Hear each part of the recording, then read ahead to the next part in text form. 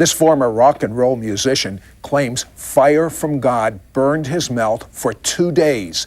And now, wherever he speaks, this same tangible power. Steve, looking at you right now, it's hard to believe you were a long-haired rock musician. And also hard to believe you were depressed all the time. Kathy, you're the wife, was it? Oh, yeah, Sid, he was the typical, he was on drugs all the time. He was very paranoid. It was beyond depressed. He was very melancholy, very paranoid. In fact, when I first met him and started dating him, he would carry a knife in his boot, and he had big old brass knuckles in his jeans pocket all the time. A very messed up, depressed and paranoid young man. And how was your marriage? Well, our marriage was, when we got married, we thought we would look to each other, and he said he'd turn over a new leaf and he'd get rid of all the drugs and the alcohol and this kind of stuff, and that he would change his ways. And unfortunately, his attitude didn't really change, and I was extremely self-righteous, I guess you'd say, and just thought I was better than him. So our marriage was not very healthy. Were you headed towards divorce? Oh, yeah, just after 5 months. We had a bad fight, and I said, I hate your guts. And one night it just happened. We had a big fight. I said, I hate your guts. I'm leaving you, buddy. This is it. Steve, then you two bumped into your sister. What was wrong physically with your sister? Well, she'd had a lot of surgeries and had her thyroid removed and her parathyroid removed and ended up in the hospital a lot. And I would get calls, and she'd be, in the hospital, and I'd go visit her, and the police would find her just slumped in the street, and they'd take her, and they'd run out of options. And what was wrong with her? Well, I don't think they ever.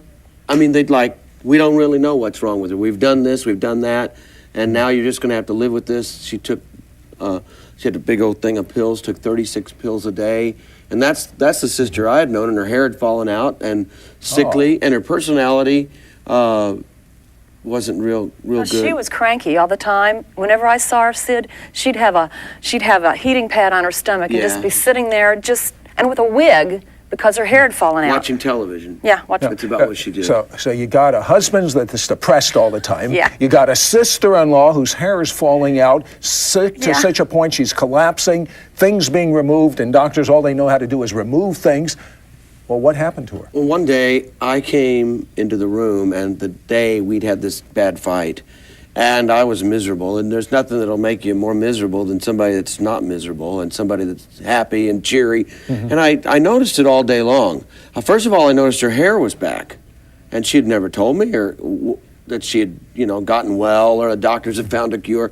Her hair was back, but more than that, her personality was different. And there was this cheery person in the room with us, and I couldn't hardly stand it any longer.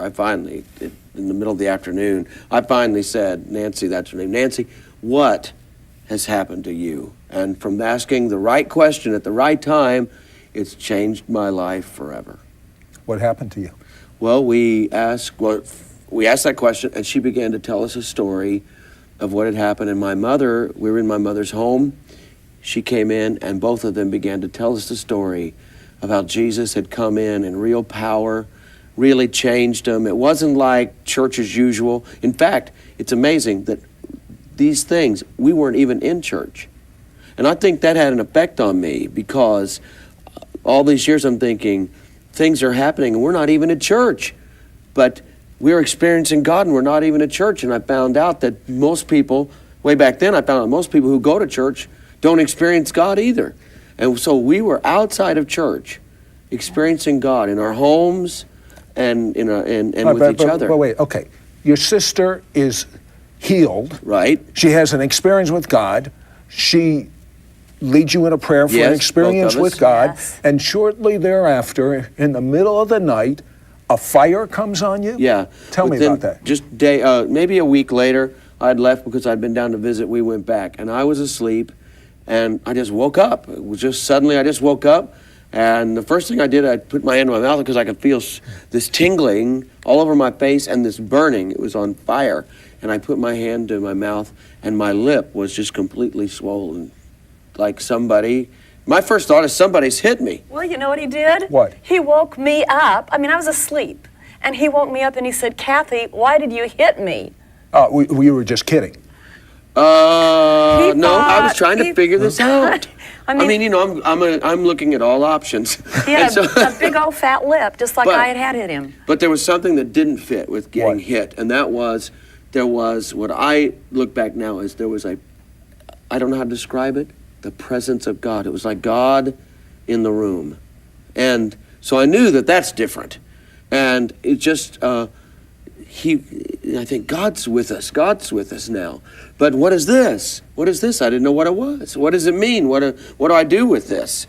And so I immediately got up. But wait a second. All right, you obviously saw something. What did you see? You Definitely. tell me. His lip was all really swollen up and just bright red. But plus, Sid, he said there was like a presence. Oh, you felt this too? Oh, I felt a presence in the room. There was something beyond us, some force, some presence. I never experienced anything like it. Plus, it was dark out. It was like 2 or 3 in the morning, but there was like a little glow in the room. It was light enough that I could see his mouth without turning on the light. I would have thought maybe I was having without all that going on, maybe I'm having an allergic reaction or something. But what my was natural it? mind. What was it? Well, I ran to the telephone and I called my mom, who lived about 100 miles away, and she was more experienced at this kind of stuff than I was at the time. And I described to her what happened, and I said, and she asked me some questions. She's going through these ideas, do you feel the presence of God? Is God in this? Do you feel joy? Do you feel peace? And I began to, yes. And she said, then something has happened. You have had an experience with God. And we got to find out what it was. And I still wasn't sure what had happened. And a week later, then we went to a meeting, met someone there. It was a meeting where they were praising and singing. And there was a person there. I thought, maybe they know. I went up, told them the whole story. And they said, don't you know what happened to Isaiah the prophet from the Bible? Bible days, and I wouldn't even put together something me with a Bible days prophet person. And they said, God took a coal, the angel of the Lord took a coal from the altar and put it on his lips. And from that point on, he was sent by God. And when I heard that, I thought, that's it. That's what's happened to me. God has touched my lips. That's all. That is God amazing. touched my lips. But were you afraid at all? No. There was too much. It was peaceful and powerful There was too at much. the same time. There was too much of him. Yeah. There was too much of him. There was too much of his presence to be afraid. But of course, you deduct from that, and I did I'll probably run out to the corner and start preaching these magnificent sermons right away because God has touched my mouth. Coal went in your mouth from what you told me. And so you think that right away that's going to happen. And I should know better. It didn't work that way at all. Okay. I needed training. I needed experience. 14 years ago, you were at a crossroads. Yeah. Tell me about it. I was at a crossroads where I was offered a church in a large city, and I was offered this church in a town of 532 people that had no congregation, had been closed for 4 years. It was dingy. It needed to be painted. And naturally, I didn't want it. Who in their right mind would start a church in a town that looks like this and a town this size? So I'm out of there. And those people that owned the building, it was a historical site, going to be torn down, came to me 3 times and said, would you be our pastor? And I thought, I'm not going to get messed up with this bunch. So I told them no, and they asked me again. I said no. And the 3rd time they said, look, we will give you this church. We'll give you the building. There's pews. There's a little kitchen. We'll give you the land if you'll just take it and do anything you want. But it's empty and the town's only 500 people. And I was out of money. So, you got to think about your income. Kathy, what'd you think about this little deal? Well, I didn't like it at all. I was We were embarrassed. We thought we had a big city ministry anyway. We just had always thought that. And what are we doing in this little tiny cornfield town? So how'd you end up in this cornfield town? Actually, we ended up we lived there because our house had been hit by a tornado.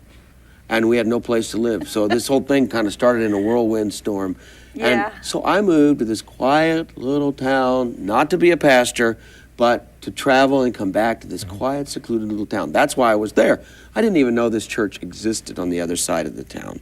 And so they offered it to me, and I wasn't interested at all.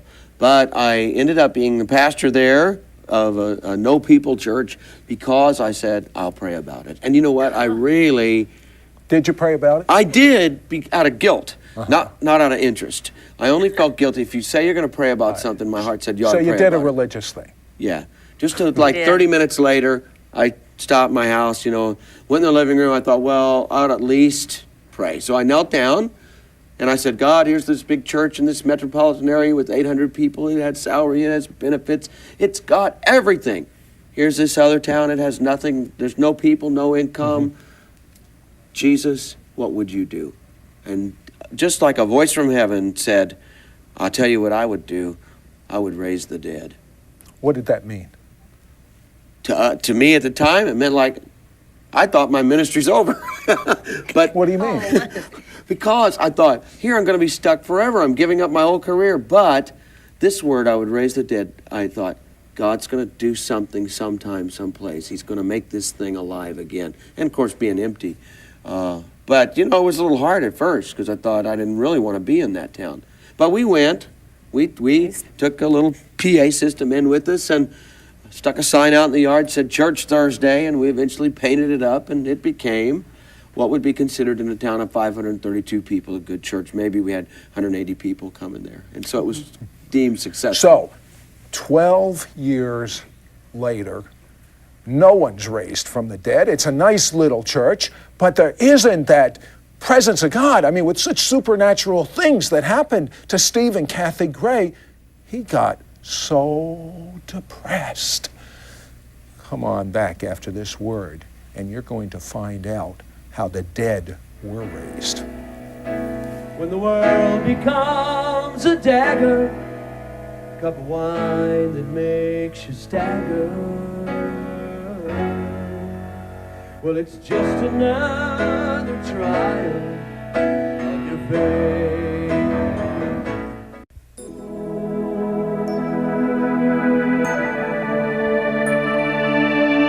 So, 12 years later, Steve and Kathy start a little church in a little community, 532 people in Smithton, Missouri. And 12 years later, after hearing from God that they would raise the dead, it was a good church, but some serious problems developed. Right. You had some problems with a few of your congregants. Yeah, and I hadn't been depressed ever since the day that she talked about when we were in with my sister and my mother and was really touched by the Lord, and then this happened. And so I had never dealt with depression since then. And 12 years pass, and I'm starting to feel down again. We're in a town of 532 people. I'd preached about everything I could think of to preach. The church was good. It was starting to run. I don't know if people can understand this. It was starting to run without me.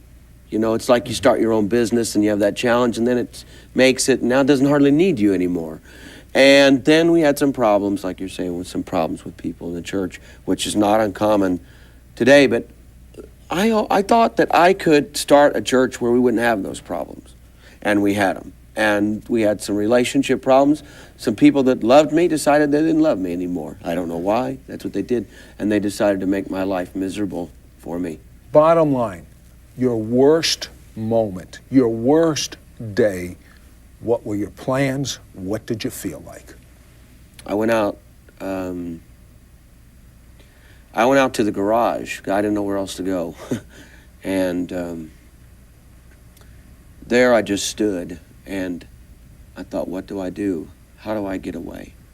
I didn't want to hurt the church. I didn't want to hurt the people I loved. I didn't want to hurt Kathy. I had already, she was hurting because of this. And I thought, how can I just disappear? And I started having weird thoughts like, I'll just get all my money out of the bank and I'll just leave. I'll leave Kathy, I'll leave the church, I'll just start I'll just start my life over. That's what I'll do. But how do I do that? I didn't know, so I felt locked in. Kathy, you're the wife. You knew what was happening. Yeah. Describe what this man was going through. Well, he was the type of guy, he could always bounce back. He'd always could come back with a plan and always remain optimistic and hopeful and keep pressing in. This time, Sid, he lost it all. He had no hope left. He became totally broken, like crushed. I'd never seen him like that, just a crushed heart, like there was no heart left. and he began to just like weep all the time. I would find him, I'd go in the other room and find him just weeping and crying, and he just lost hope. Hope was gone, and a crushing had come. I mean, when betrayal happens to you, you don't even know how to handle it. And that's what had happened to him. He lost his bounce. He couldn't cope with life. Did you realize that he might not only leave the ministry, but he was fighting for existing? Oh, he was. I think, Sid, honestly, if he could have just left the face of the earth and stopped living, I think that would have... Yeah. Isn't that true? Yeah. I think without hurting if anybody. he could have found a way without hurting me and our daughter and some close friends and family, I think he probably would have just wanted to disappear. Okay, you suggested to him to kind of get away. There was a revival meeting in Pensacola, Florida, and you suggested that he go to the Brownsville Assembly of God Church, not so much to even go there, but just as a good excuse to get away. Yeah. You liked the idea. You went there. What happened next? I drove because I thought, I'm just going to hit the road. You know, that old feeling of the long, winding road. So I hit the road and drove down there. And I wasn't interested in the revival at all because I was so hopeless. I didn't even want to be around church people, you know.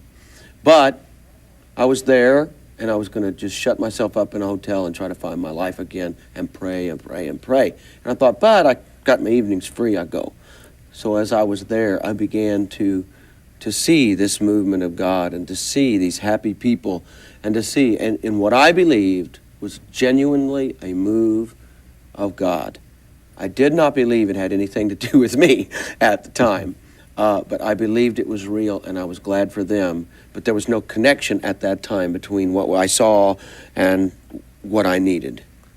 You were still headed out, even though they were having a good time, but something happened. Yeah, something changed. What happened? Well, first, I had an experience that seems kind of light to a lot of people, but I had the experience of hope. Hope came into my life. And you don't know what that means. When you've lost hope, and there's people, you know, listening that lose hope. When you lose hope and hope comes back, that's a major time in your life. And hope came in. I can't explain it. I don't know where it came from, but I've been praying for 3 days and getting nowhere. Suddenly, it just broke in, and it just went, just like if it started raining over me right now, and you just see it come over me like that. And hope just came over me. And when hope came over me, I went back into church that night, which I wasn't interested before. And I was watching, and all of a sudden I realized, I'm thinking like a pastor again. I'm thinking, oh, that was good. Hey, that's a good idea. And I caught myself. I thought, life is coming back into me. And so this went on, and I went up, and I sat in the balcony.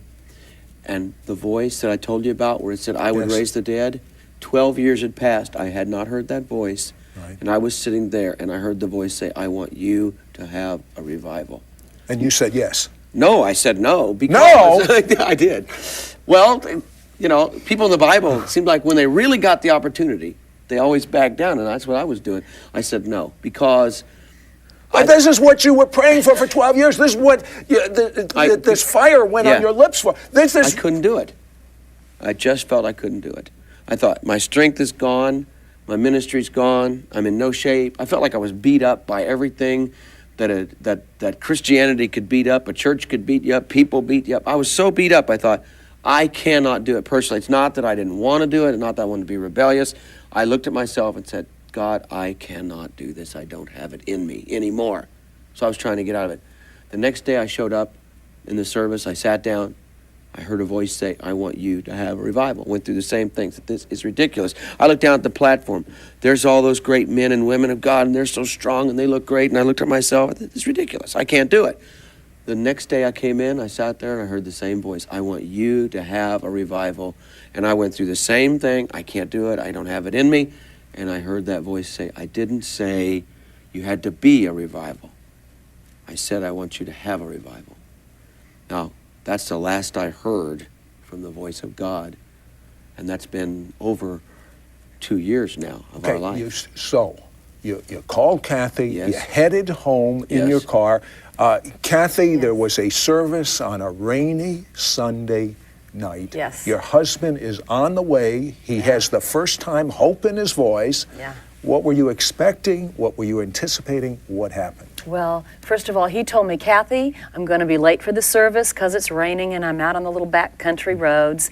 And I said, hurry up, I haven't seen you in 2 weeks. And he said, Kathy, when I walk in tonight, if something does not change, I can't go on. I will not go on anymore. So I knew that much. So I'm like on pins and needles.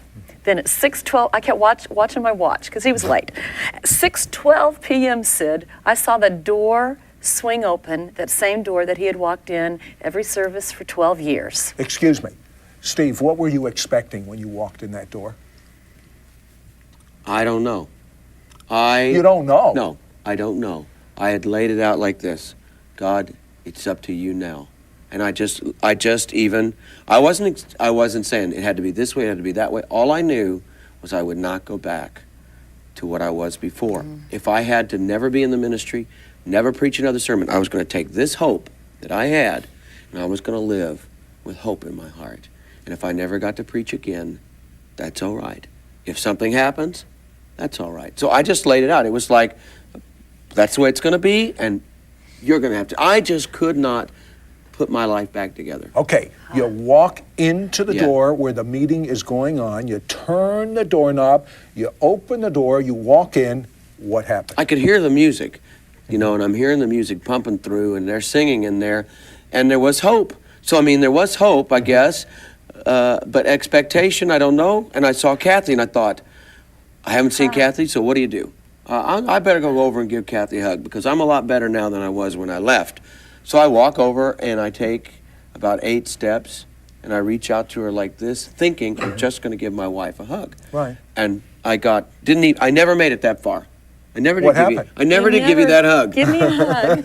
Because I reached out to her, and before I could touch her, the lightning power of God struck me from heaven. Only this time it struck my whole body, and it meant, As you're speaking about this, I feel the presence of God all over this set. Yeah.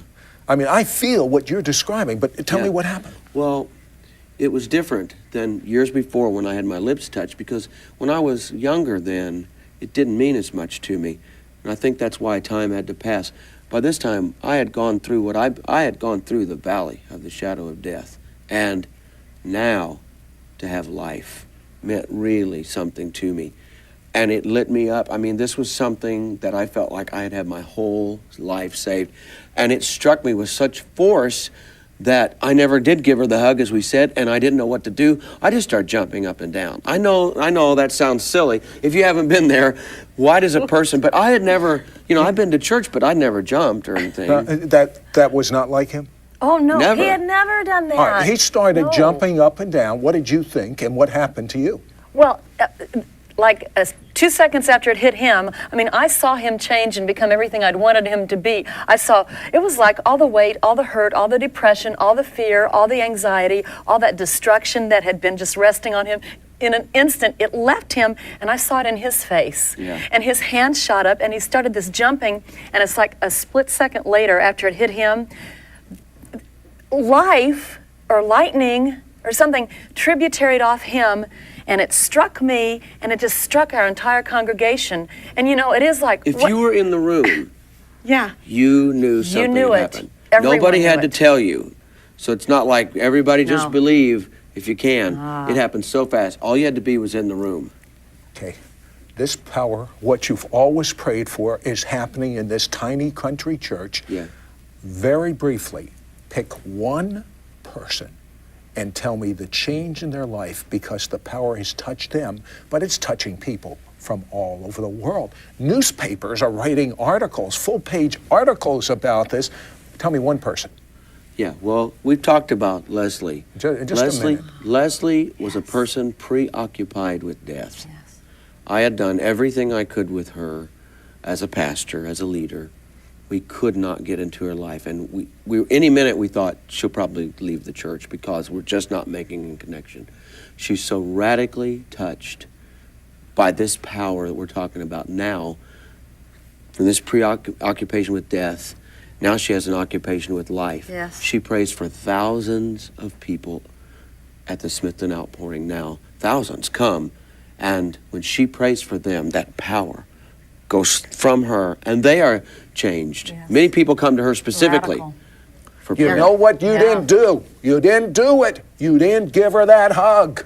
Yeah. Will you give it to her now? Here, after all these years. No. And I pray for you.